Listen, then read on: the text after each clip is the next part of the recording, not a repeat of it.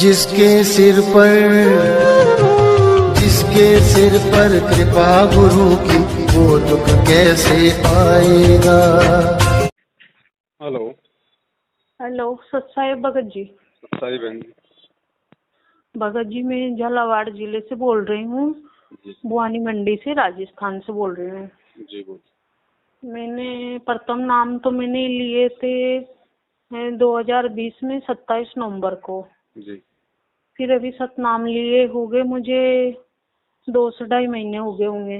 मैंने आपको इसलिए फोन लगाया, अभी मैंने वहाँ जहाँ से नामदान केंद्र से नाम लिए ना जी। वहाँ पे फोन लगाया मैंने। अभी मेरी तबीयत खराब हो रही है, जो मैंने वहाँ पे फोन लगाया तो मैंने उनसे भगत जी से की, मैंने की भगत जी मेरे ना वो डेमो हो गया और पीलिया हो गया, टाइफाइड हो गया, मेरी शुगर 400 आ रही है, मेरी बहुत ज्यादा तबीयत खराब है, मैं क्या करूं। तो मेरे से वहाँ वाले भगत जी बोले कि आश्रम में फोन लगा लो, ऐसे बोले। तो मैंने कहा भगत जी आप बुरा मत मानना, आश्रम में किससे बात करूं, मैंने प्रार्थना भी कभी आश्रम में लगाई भी नहीं और मैं किससे बात करूं। तो बोले कि आप अभी वहाँ से नंबर लगा लो, कल 12 बजे प्रार्थना लगा लेना, ऐसे कह के फोन काट दिया। मैं आपका रोज वीडियो सुनती हूँ, जब से मैंने आपका वीडियो सुना तो मैंने सतनाम लेने के बाद भी मैं सोना पहनती थी, फिर मैंने आपका वीडियो भी सुना, फिर एक दिन मेरे परमात्मा सपने में आए। तो परमात्मा ने धोती पहन रखी, कुर्ता पहन रखा और लाल लेरिया का साफा बांध रखा और वो अपने कांटा लेके बैठे। तो मैं जैसे कहीं मेरी बुआ के यहाँ गई तो मुझे सपने में मेरी बुआ का घर नहीं मिल रहा, मैं रास्ता ढूंढ रही हूँ। तो उनने मेरे को की परमात्मा का चेहरा बरोबर पहचान में नहीं आ रहा था, तो फिर वही मुझे ऐसा लग रहा था कि वो परमात्मा ही थे। तो मेरे से बोला, मेरे को देख के एक लेडी से पूछ रही कि मेरी बुआ का घर किधर है, मैं सपने में। तो वो भगत जी वो मेरे से बोले कि सत्साय बेटा। तो मैंने कहा मैंने तो लॉकेट भी साड़ी के अंदर छुपा रखा, आपको कैसे पता है कि मैंने नाम ले रखा। तो बोले बेटा मुझे सब पता है, और तू जिसका घर ढूंढ रही ना उसका घर इधर नहीं है, इधर इस रास्ते चली जा, तुझे रास्ता मिल जाएगा। और बेटा तूने जो कान में सोने के कुंडल पहन रखे हैं ये भी खोल दे। जो फिर भी मैंने 2 दिन तक पहने रखे, नहीं खोले। फिर हमारे मोहल्ले की कोई बहन बेटी है जिसने सार नाम ले रखे हैं, जो एक दिन वो मेरे घर पे आई तो उन्होंने बोला कि भाभी जी आपने सोने के कान के क्यों पहन रखे, हाथ में अंगूठी पहन रखी, जबकि अंगूठी तो मंत्री हुई नहीं थी पर चांदी की थी। तो मैंने पायल, बिछिया, सोना सब खोल दिया। मैं जब से आपसे मतलब आपका वीडियो सुनती हूँ, फोन पे यूट्यूब पे देखती हूँ, जब से मैंने कभी आश्रम में फोन नहीं लगाया, मैं सब समझ गई आपका वीडियो डेली सुन के। तो मैंने वहाँ पे अब कुछ भी कहना बंद कर दिया, पर मेरे भगत जी ने भी प्रथम नाम ले रखे, इनको हो गए 3 महीने। पर मेरे भगत जी बिल्कुल मर्यादा में नहीं रहे, गंदी गंदी गालियां दे, पिक्चरें देखे, इनके जरिए काम धंधा नहीं करे, ऐसे परेशान करे, जो इनके जरिए मतलब कभी कभी गुस्सा आ जाए तो उल्टा सीधा भी बोलने में आ जाता है मेरे को। तो इसलिए मैं इतनी परेशान हूँ। अब मेरे डेमो हो गया, आज मैंने जांचें करवाई तो मेरे डेमो भी पॉजिटिव आया, शुगर भी मेरे 400 ही, मेरे पीलिया भी हुआ, सब कुछ बता दिया। अब मेरे परिवार में सिर्फ मैं और मेरे भगत जी हम 2 ही जुड़ रहे हैं परमात्मा से, और कोई भी नहीं जुड़ रहे।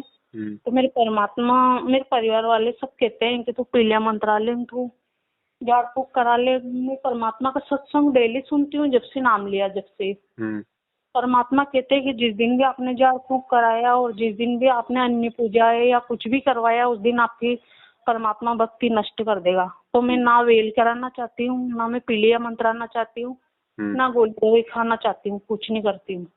मैं माला भी बरोबर करती हूँ भगत जी। फिर दूसरी बात, मैं जब से आपका वो सुनती हूँ ना यूट्यूब पे, तो मैं पहले 2 टाइम आरती करती थी, अब 3 टाइम भी करती हूँ, सब कुछ करती हूँ। पर क्या करें, जाने अनजाने में कोई गलती भी हो गई, अपने हो सके अपने कर्म ज्यादा बिगड़ रहे हो अगले जन्म के, तो अपन को उस गलती की सजा दे रहे हैं। अब ये तो मैं कुछ नहीं जानती हूँ। तो मैंने तो आश्रम में कहीं भी फोन नहीं लगाया, मैंने आपके नंबर निकाल रखे थे यूट्यूब में से। तो मैंने सोचा मैं आपको फोन लगा के आपसे बात करूं। अब मैं क्या करूं, मैं तो दवाई भी नहीं खाऊं, मैं तो बेल नहीं कराऊं, झाड़ फूक नहीं कराऊं, कुछ भी नहीं करूं, मेरे को तो परमात्मा ही सही करेगा। मैं सिर्फ इतना जरूर कर रही हूँ कि मैं हॉस्पिटल की गोली दवाई खा रही हूँ, इससे ज्यादा मैं किसी देवता के पास नहीं गई और कुछ भी नहीं करूँ, मुझे परमात्मा ही ठीक करेगा। अब आप बताओ मैं क्या करूँ। देखो बहन, सबसे बड़ी बात तो ये है हाँ कि सबसे बड़ी जो मर्यादा खंडित होने का जो कारण है वो है सतलोक आश्रम मैनेजमेंट हरियाणा, ये नामदान हाँ केंद्र वाले कोऑर्डिनेटर।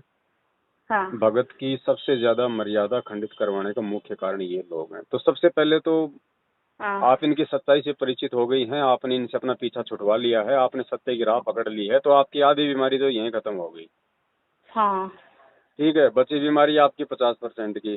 50% हाँ के लिए बहन जी आप आपने जहाँ भी मालिक का घर में दरबार लगा रखा है, हाँ परमात्मा को हृदय से दंडवत प्रणाम करो और परमात्मा से कहो कि परमात्मा, जाने अनजाने में मुझ दासी से जो भी गलतियां हो गई, कुछ हाँ मुझे पता नहीं था, कुछ मान लो मैंने मजबूरी में कर दी होंगी, है कुछ मैंने वैसे गफलतबाजी में कर दी होंगी, टाइम पे मैं आपकी आरती भी नहीं करती थी, पहले 2 ही आरती करती थी, है ना। हम्म तो इन सभी तमाम जाने अनजाने की गलतियों के लिए सबसे पहले तो पूज्य गुरुदेव जी से अपने हृदय से, अपने घर हम्म से उनको प्रार्थना लगाओ, क्योंकि भगवान अंतर्यामी होता है। अगर हाँ हृदय से प्रार्थना लगाओगे तो परमात्मा हमारी प्रार्थना को हाँ सुनता है। ठीक है, उसके हाँ बाद में रही बात आपकी पीलिया वगैरह की या जो भी आपको प्रॉब्लम है शुगर वगैरह की, हाँ जब एक बार ये विधि आप जी परमात्मा के सामने कर लोगे ना, हृदय से माफी मांग लोगे ना बहन, हाँ और अगर थोड़ा बहुत भी यदि आपको विश्वास है गुरु जी पे कि भगवान धरती पे है, मेरे मैं उनके बहुत शरण में भरोसा हूँ, है भगत जी, मैं बहुत भरोसा करती हूँ मेरे परमात्मा तो पे। दास तो उसके बाद आपको गोली दवाई भी खाने की सलाह नहीं देगा। लेकिन फिर भी ये आपके ज्ञान और विश्वास के ऊपर है, आप चाहो तो गोली दवाई का यूज आप जी कर सकती हो, लेकिन रोग परमात्मा ही काटेगा। सही बात है। बस सीधा सा उपाय इसका यही है बहन जी, ये डॉक्टरों का डॉक्टर है, ये तबीबों का तबीब है। हाँ जिसको इसके ऊपर विश्वास है, देखो भगवान हाँ परीक्षा तो लेता है बहन। अब बुखार होता है तो बुखार में देखो, जो बुखार के जो लक्षण होते हैं या थोड़ी बहुत जो तकलीफ होती है वो तो सबको होती है बहन। हाँ हाँ बाकी परमात्मा अपने भगत का बाल बाका नहीं होने देगा अगर विश्वास है तो। भगत जी, मुझे 7 दिन से डेली दिन में 2-2 घंटे बाद बुखार आ रहा, और ऐसा आ रहा कि मैं 5-5 रजाई ओढ़ लूं ना, उसके बावजूद भी मेरी ठंड बंद नहीं होती है। फिर भी मेरे से प्रथम नाम का जाप एक एक माला रुक रुक के करती हूँ। पहले मैं एक एक बेटक में 200 बार कर लेती, मैं 6 माला कर लेती, ऐसे करती थी। पर अभी 2 दिन से मेरे से एक एक माला रुक रुक के कर रही हूँ। सतनाम का जाप तो कितना भी तेज बुखार रहता उसके बाद भी सतनाम का सिमरन करती हूँ मैं। कोई बात नहीं, परमात्मा कहते हैं भक्ति चाहे थोड़ी हो जाए कोई बड़ी बात नहीं है, लेकिन मर्यादा सबसे बड़ी चीज है।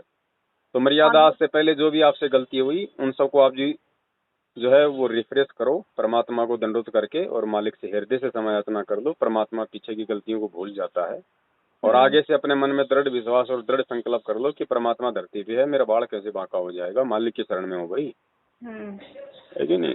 फिर भी आप जी चाहो तो आप जी गोली दवाई का यूज आप जी कर सकती हैं। बाकी रोग काटने वाला परमात्मा ही है, ऐसी कोई बात नहीं है। छोटे मोटे तो क्या है कि समस्या प्रॉब्लम तो भगत के आती है, ये तो सबको आती है बहन जी। हमारा 5 तत्व का शरीर है, 36 प्रकार के जोड़ हैं। अब इसमें ये खांसी बुखार जुखार पीलिया डेंगू फेंगू होना कोई बड़ी बात नहीं है। ठीक है, क्योंकि परमात्मा इससे क्या होता है ना, इससे हमारा एक मतलब विश्वास देखता है कि देखिए इस भगत को मेरे ऊपर कितना विश्वास है। अभी भी ये 4 रुपए की गोली दवाई पे ज्यादा विश्वास करता है, या मैंने इसको जो अनमोल जो इसको मैंने चरणामृत दे रखा है, प्रसाद दे रखा है, 3 समय की आरती सत्संग दे रखे हैं, मंत्र दे रखे हैं, ये उन पे ज्यादा विश्वास करता है। और गुरुदेव ने कह रखा कि बेटा ये गोली दवाई भी अगर काम करेगी तो मेरे आशीर्वाद बिना काम नहीं करेगी, चाहे कितनी खा खा के मर जा। तो मालिक पे विश्वास रखो बहन, और रोग काटने वाला परमात्मा ही है, और ऐसी कोई बड़ी बात नहीं है। आप यदि समय याचना मांग लोगी ना एक बार भगवान से, उसके बाद में कोई कुछ नहीं कर पाएगा, बाड़ी बाका नहीं होगा। मैंने वहाँ से सतलोक का जल है वो पिया, प्रसाद खाई मैंने परमात्मा से कि परमात्मा मेरे जड़ से जो भी बीमारी है सब आप खत्म करोगे, मुझे तो आप पे भरोसा है। ऐसे नहीं कहना आपने बहन जी कि आप मेरी जड़ से खत्म करो वो करो। हमारा जो विधान है हमने वो पूरा करना है। अब विद्यार्थी है, विद्यार्थी कभी टीचर को ये बोलता है कि मास्टर जी आप मुझे पास कर देना, आप मुझे पास करोगे, और क्या उसके कहने से उसको पास कर देगा? वो तो वो पढ़ाई पढ़ेगा ना जो दे रखी है, मर्यादा में रहेगा, टाइम पे स्कूल में आएगा, यूनिफॉर्म में आएगा, डिसिप्लिन में रहेगा, उसमें कॉपी में कुछ लिखेगा तो ही तो टीचर पास करेगा, उसके कहने से थोड़ी पास कर देगा। तो ऐसे कहने से कुछ नहीं होने वाला कि गुरुजी मेरा ये रोग मेरा जड़ से समाप्त कर दो। ये आदेश हमने नहीं देने परमात्मा को, हमने हमारे बोलचाल में भी थोड़ा सा मतलब की जो है मतलब थोड़ा सा वो सुधार करना पड़ेगा कि हम गुरुजी को आदेश दे रहे हैं या हम गुरुजी से प्रार्थना कर रहे हैं। आप उसको बोलो कि परमेश्वर आपकी बच्ची आपके चरणों में है मालिक, आपके सिवा मेरा कोई ठोर ठिकाना नहीं है भगवान, और ये जो आ रही बीमारी है मालिक, ये मुझे पता है, ये मेरे कर्मों की है। अब मालिक आपके ऊपर निर्भर है परमात्मा, मैं तो आपकी शरण में हूँ परमात्मा, काटो तो आपकी मर्जी, ना काटो तो आपकी मर्जी मालिक, मैं तो आपके भरोसे चलूंगी। मैंने तो आप पे विश्वास कर लिया, मैंने तो आपको अपना बाप मान लिया। तो इतना जब हम प्रार्थना कर लेंगे तो फिर कौन सा ऐसा बाप है जो वो चुपचाप बैठेगा। जब से मैं आपका वीडियो देखती हूँ ना, तो मैंने आश्रम में जाना बंद कर दिया। मेरे जो भी मतलब मन में कुछ भी होती क्षमा याचना मैं परमात्मा से मांगती हूँ। और भगवान देखो बहन जी, आपने नाम ले रखा है उस परम शक्ति का, हाँ और रोज संध्या आरती पढ़ती हो अंतर्यामी एक आप आत्म के आधार। अब जब हम अपने गुरुदेव को अंतर्यामी कह रहे हैं तो फिर अंतर्यामी से प्रार्थना थोड़ी लगाई जाती है। अंतर्यामी से मतलब कोई संदेशा थोड़ी भिजवाया जाता है। अपनी आत्मा से प्रार्थना लगाओ, अपने हृदय से प्रार्थना लगाओ, अपने घर से प्रार्थना लगाओ, बीच में एजेंटों की जरूरत नहीं है। एजेंट बनाओगे तो ये सबसे पहले तो आपके ज्ञान की जो है वो कमी को दर्शाएगा। फिर दूसरा बात, किसी दूसरे को बीच में डालोगे तो भगवान नाराज होगा। सही है। तो प्रार्थना करनी अपने हृदय से करो ना। इतने उदाहरण दे दिए भगवान ने। मीराबाई ने जहर पिया था, परमात्मा ने अमृत कर दिया था, उसने किससे प्रार्थना लगवाई थी कि भगवान मैं जहर पीने वाली हूँ, कल शाम को 4 बजे लगाई थी उसने एक प्रार्थना। चीरहरण में भी वहाँ परमात्मा ने ही साड़ी बढ़ाई थी। मैं तो फिर बताओ द्रौपदी ने कौन सी प्रार्थना लगाई थी किसी कोऑर्डिनेटर से? सही है, किसी से नहीं लगाई थी, पर मैंने फिर भी आज अंदाज देखने के लिए मैंने प्रार्थना तो लगाई। पर मैंने पूछा उनसे, जो उन्होंने मेरे से बोला कि आप वहाँ पे प्रार्थना लगा लो, तो मैं आपका वीडियो देखती हूँ तो कहीं नहीं लगानी प्रार्थना, भगवान से लगाओ। हाँ। इन गुंडों से क्या प्रार्थना लगानी? ये तो नालायक इंसान है जो भक्ति में आके राजनीति करते हैं, आरक्षणबाजी करते हैं, भक्तों को ठगते हैं। ये तो गुंडे हैं बहन जी। हाँ, इनका तो संपर्क ही बेकार है। इनका तो सौपन में भी कभी इनका मतलब दर्शन नहीं होना चाहिए। जो मैं तो वहाँ तो जाना ही बंद कर दिया भगत जी। और मैं 2-3 बार गई तो मैंने तो ज्यादा दान भी नहीं किए, 10-20 रुपए, 100 50 रुपए दान किए। लेकिन जब से अब आपने जो दान किया है ना, उस दान का ही प्रतिफल है जो आज आप ये थोड़ा बहुत आप ये भुगत रही हो। नहीं, भगवान तो कांटा भी नहीं लगने दे अपने भगत को। लेकिन आपका वीडियो सुन के मेरे को सब बातें समझ में आ गई। अब ना तो मैं कभी आश्रम में जाऊं और ना ही कभी मैं अब वहाँ पे ना वहाँ आश्रम में बरवाला में भी प्रार्थना नहीं लगाऊं, क्योंकि मुझे वहाँ भी पता है आप कहते हो कि उनका भाई बेटा महेंद्र बगोड़ा परमात्मा के आश्रम पे कब्जा करके परमात्मा तो चटाई पे सो रहे, रुकी सूखी रोटियां खा रहे हैं। नहीं, ये जो सब वो तो आंखों के सामने बहन जी, हमको झूठ थोड़ी बोल रहे हैं। जेल में कौन सा 5 स्टार सुविधा मिलेगी बताओ? पता है मुझे कि हमारे परमात्मा तो इतने वो है, फिर भी इन लोगों ने उनका ज्ञान नहीं समझा, उनको अंदर करवा दिए। सबने मिलके वहाँ आश्रम में दूसरों ने कब्जा कर रखा। वहाँ किससे प्रार्थना लगाओ? हमारे गुरुजी, अगर चलो ठीक है, अगर आप प्रार्थना लगा रहे हो तो हमारे गुरुजी का जो भी वीडियो है, जो भी रिपोर्ट आपकी अगर जेल में बात हो रही है तो उसकी डालो सबके। हमने लगानी नहीं प्रार्थना बहन जी। हमने चाहे प्रार्थना जेल में जाओ या ना जाओ, हमने ज्ञान आधार से चलना। ऐसा नहीं कि भाई लो भाई जेल में गुरुजी के पास में प्रार्थना जाने लग गई तो हम प्रार्थना लगाने लग जाएंगे। वो तो फिर हमारी वो मूर्खता हो जाएगी। अंतर्यामी है तो अंतर्यामी से प्रार्थना नहीं लगानी, लगानी है तो अपने हृदय से लगाओ, अपने घर से लगाओ। बीच में कोई एजेंट नहीं खड़ा करना। चाहे लाख प्रार्थना जाओ चाहे जेल में, उससे हमें कोई लेना देना नहीं है। भगत जी साल भर होने में आया, मैं तो ये भी नहीं समझती हूँ कि आश्रम में कैसे प्रार्थना लगाते हैं। मैं आपका वीडियो देख देख के समझ भी गई हूँ। और दूसरी बात है, मैं परमात्मा का वो सुनती हूँ। और फिर आपने ये जो फेसबुक पे भी सतनाम के बारे में डाल रखा है कि एक भगत ने फोन लगाया कि मेरे किसी ने तिलक निकाल दिया तो उसके नाम खंडित हो गए, ऐसे आश्रम से फोन आया। ये वीडियो भी मैंने कल सुना आपका। तो परमात्मा ने तो किसी सत्संग में ये नहीं कहा। परमात्मा तो ये कहते हैं कि चाहे नाम भी जाने में खंडित भी हो जाए, गलती भी हो जाए अपन से, तो आप भक्ति नहीं छोड़ना चाहिए। परमात्मा यही कहते हैं। बिल्कुल। एक बार अभी लॉकडाउन में उन्होंने मुझे, यहाँ शामगढ़ वाले आश्रम वाले ने मुझे लॉकडाउन में ऑनलाइन नाम भी दिए थे। जो मुझे ये पूछा था कि सतनाम के 2 अक्षर क्या है, तो मतलब मैं बता नहीं पाई थी। तो उसके लिए उन्होंने मेरे से बोला कि 1 महीने की मोहलत देता हूँ मैं। फिर वो ऑनलाइन नाम मेरे को मना कर दिया कि जाप मत करना, तो मैंने नहीं करा। उसके 2-3 महीना फिर लॉकडाउन लग गया। फिर लॉकडाउन खुलने के बाद फिर शामगढ़ गई, फिर सतनाम लिए। पर अब जब से आपका वीडियो सुन रही हूँ भगत जी, मैं ना सोना पहनती हूँ, ना बिछिया पहनती हूँ, ना पायल। सिर्फ मैंने हाथ में 2 चूड़ी डाल रखी है और मैंने कपड़े पहन रखे हैं। मेरे परमात्मा का ज्ञान समझ में आ गया है। परमात्मा बोलते हैं कि 36 वो क्या बोलते हैं परमात्मा, इतने कड़े भी बनवा लोगे, रावण ही है सोने की लंका यहाँ छोड़ के चल गए, कोई चिराग जलाने वाला भी नहीं बचा, तो आप क्या साथ लेके जाओगे? बड़े बड़े महल सोने के परमात्मा ने सतलोक में बना रखे, यहाँ काल के लोग में क्या है, यहाँ पे सिर्फ दुख ही दुख है। देखो बहन, ऐसा है, ये सोना चांदी पहनना न पहनना ये तो भगत के ज्ञान के ऊपर निर्भर करता है। बाकी अगर कोई सोना चांदी पहन रहा है तो इसका मतलब ये नहीं कि भगवान उसके रोग ठीक नहीं करेगा या गुरुजी उससे नाराज हो रहे हैं। वो तो जब उसको ज्ञान हो जाएगा भगत को, तो उसके लिए ये सारी चीजें मिट्टी नजर आने लगेंगी, वो वैसे नहीं पहनेगा। और जबरदस्ती तुम किसी से छुड़वाओगे तो वो छोड़ना कोई छोड़ना नहीं होता। आप किसी को डरा के सोना पहनना छुड़वाओगे तो वो उससे परमात्मा प्रसन्न नहीं होगा अगर आप छोड़ भी दोगे तो। जब तक आप खुद परमेश्वर के ज्ञान पे मतलब चिंतन मनन ना करके, और जब तक आप अपने शरीर को मिट्टी ना समझ के, इन सोने चांदी को मिट्टी समझ के जब तक नहीं आप जी इन चीजों को छोड़ोगे ना, तब तक वो छोड़ना नहीं होता है। सही बात है। ऐसा थोड़ी है कि लो भाई गुरुजी ने बोल दिया तो आज ये भाई उतार के फेंक देंगे। लोग नहीं फेंकते। आश्रम में लोग नाम लेने आते थे, लोग सोने की अंगूठी भी पहनते थे, सोने की जो है लोग चैन भी पहने रहते थे, माता बहनें भी पहने रहती थी। परमात्मा तो किसी को मना नहीं करते थे। जिसने सारनाम ले लिया, सारनाम के बाद में ये चीजें कंपलसरी हैं, क्योंकि सारनाम वाला कोई बच्चा नहीं होता, उसको पूरा ज्ञान हो जाता है।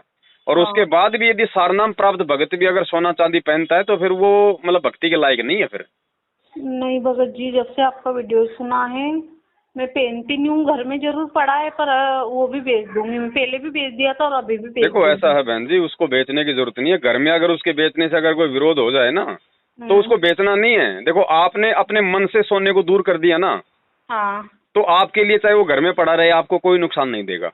अच्छा, ऐसा नहीं है कि भाई आप अगर उसको अपने घर से बाहर नहीं निकालोगी तो भी आपको जो है कोई दिक्कत, ऐसा नहीं है। अगर आपके सोना बेचने से अगर आपकी सास नाराज हो रही है, आपका पति नाराज हो रहा है, आपके घर में कोई झगड़ा बढ़ने की आशंका है, तो उसको मत बेचो। आपने अपना मन सोने से हटा देना है कि मेरे लिए तो मिट्टी चाहे घर में पड़ा रहे, चाहे सुनार के पास चला जाए, बस। तो फिर मैं अभी हॉस्पिटल में एडमिट होना है मुझे। कल मेरे घर वाले परिवार वाले झालावाड़ ले जा रहे एडमिट करने के लिए। देखो ऐसा है, आप अभी कहाँ हो आप? मैं तो अभी मेरे रूम में हूँ, मेरे घर पे हूँ। हाँ, तो आप सबसे पहले तो गुरुजी के सामने दंडवत करके मालिक से अपनी हृदय से समायाचना मांगो। अच्छा। और घर पे चरणामृत है? हाँ, सब कुछ है, प्रसाद है, वहाँ का चरणामृत है। मालिक का चरणामृत लो। चरणामृत परमात्मा का जो है मतलब रोज लिया करो। सुबह की सुबह जैसे आप उठो, सुबह उठते ही सबसे पहले गुरुजी को दंडवत करते ही मालिक का चरणामृत और प्रसाद, ठीक है। और सबसे पहले तो आप गुरुजी से अपनी गलतियों की समायाचना मांग लो। उसके बाद देखो रात रात में परमात्मा क्या चमत्कार करता है। और अगर फिर भी कोई आराम नहीं है तो कोई दिक्कत नहीं, घर वाले अगर हॉस्पिटल ले जा रहे हैं ना तो हॉस्पिटल आप जी जाओ, कोई दिक्कत नहीं है। परमात्मा दया करेगा तो सब रिपोर्ट नॉर्मल आएंगी, कोई दिक्कत ही नहीं। जी भगत जी, वो 4 लाख कीटाणु बताते हैं डेंगू की जांच में, जो वो 2 ही लाख आए, जो घर वाले भी सब घबरा गए, जो एडमिट कर रहे हैं। जो मैंने कहा पहले मैं आपको कुछ नहीं बहन जी, ये चाहे डेंगू हो चाहे डेंगू हो, कुछ भी हो जाए, भगवान के हाथ में है जीवन और मौत। कुछ नहीं, 1% नहीं, ये सब फैले हैं। मेडिकल साइंस डॉक्टर सब फैले हैं। परमात्मा धरती पे है। अगर आपको दृढ़ विश्वास है बहन, तो घर वालों को मना कर दो कि भैया मेरे बाल बाका नहीं होगा, तुम बैठे रहो सारे, मैं अपने घर पे ठीक हूँ।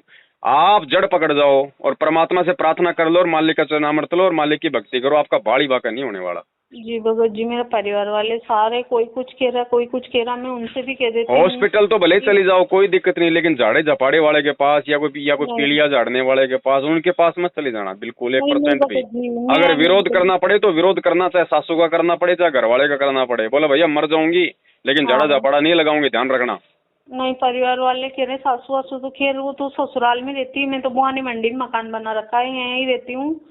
पर ये साले मेरे पापा और मेरे भाई ने इनके पैर वालों के पास मकान बना रखा, जो ये कह रहे हैं कि पीलिया मंत्रा दे तेरे ये कर दे। मैंने साफ मना कर दी कि जो भी होगा वो सब परमात्मा सही करेगा। मैं तो परमात्मा पे भरोसा करती हूँ। परमात्मा के अलावा मेरे कोई भी नहीं, कोई बेटा नहीं। वो परमात्मा कहते हैं सुखदेव ऋषि 12 साल अपनी माँ की कोख में रहे थे।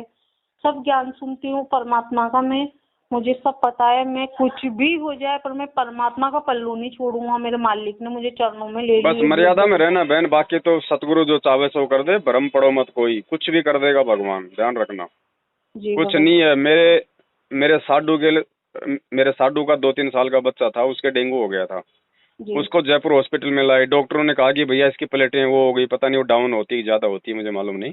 हाँ तो डॉक्टर ने उसको कहा कि भैया यहाँ से ले जाओ, हमारे बस की बात नहीं है। मैंने भगवान पे विश्वास करके उसको कहा कि भाई चलो तुम गुरुजी के पास में और नाम ले लो।